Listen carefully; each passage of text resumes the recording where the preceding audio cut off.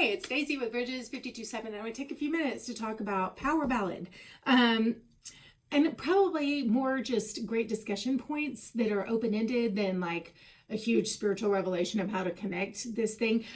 Because this is one of those movies that just naturally raises all sorts of, let's say more like therapeutic questions, emotional kinds of things and how we deal with stuff. So, but the general story, and we loved it, and literally we talked for like 40 minutes the whole way home about this movie. It just stirred up so many interesting things to kind of discuss. But you have two musicians that one left was on the cusp of being Paul Rudd, Rick is his character, was on the cusp of being like famous, wildly famous, and he left it all behind for his wife and kid.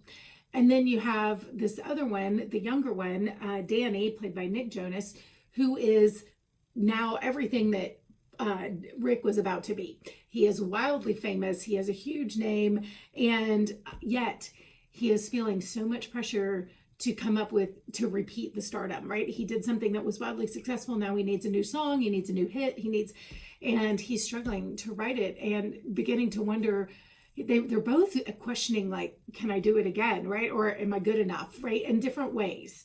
But the young one has a different level of pressure for that because he's made it really big and he doesn't have anything real to anchor him like Rick's family does for him. And so he's got to prove himself to everybody. And so the two of them meet at this wedding and they end up getting to sing together and just have a great time. And they end up kind of co-writing some songs afterwards and just having a ball, playing just for fun and letting music be like this amazing thing between them, right? With no pressure. But out of that, they end up really coming up with some great stuff. Fast forward, at the end of the day, forward in time, right?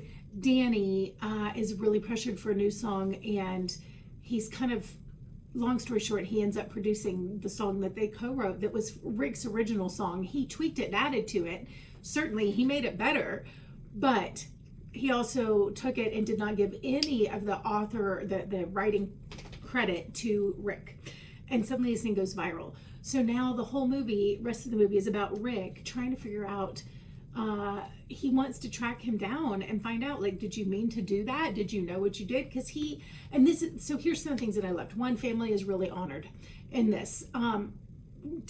Rick is never regretting. He loves his family, and I feel like the way they show it, it honors that so much, and it actually shows Danny's choices being pretty hollow, that he's not chasing this real life and real relationships. He's just chasing fame. And not that that's always true, but I think they show it really well here.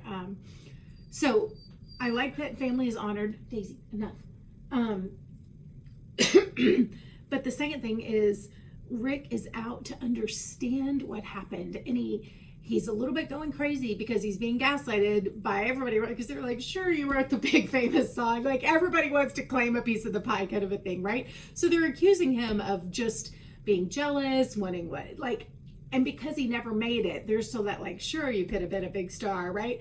So there is that part of, like, not even the world needing to recognize, but just for his own sanity, he's like, but I did write that, and I want to validate, I need to know I'm not crazy, that this was my song, right?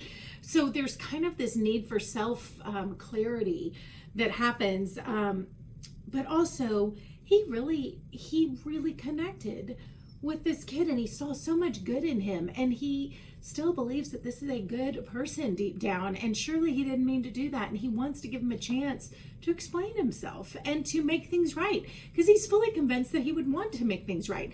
And honestly, I think had it not been for the pressure from his producer, he probably would have.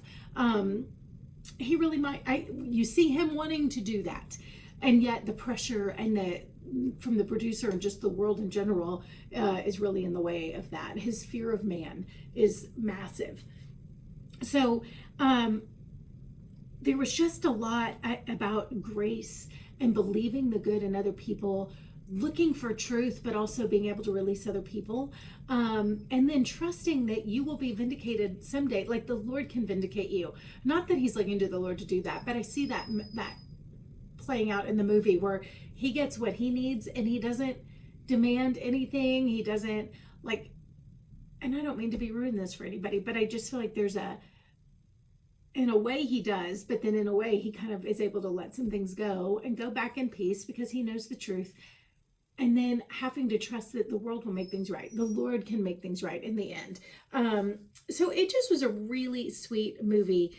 And I think understanding like the personal things that drive the two guys